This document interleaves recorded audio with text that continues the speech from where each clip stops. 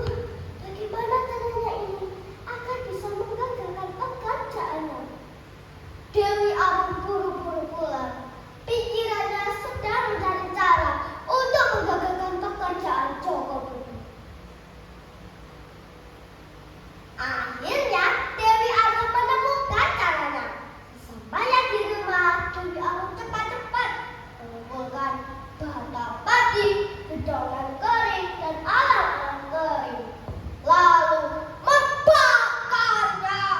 Api besar itu berkobar dan berwarna merah dari jauh, tampak seperti matahari terbit.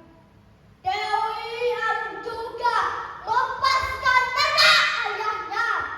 Domba-domba mengambil, ayam-ayam berkokok, ribut sekali. Embe, embe, embe,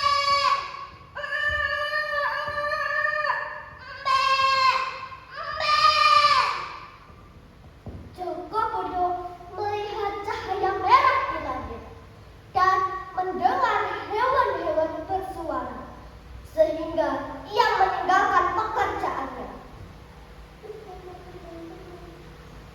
Aduh, cepat sekali paginya, padahal patungku tinggal sedikit. Hahaha, tapi tak apa lah, mending aku tidur saja. Hahaha. Ketika matahari lebih tinggi sedikit di pagi hari, Dewi Arum pergi ke tempat Jaka Gede dan membangunkannya.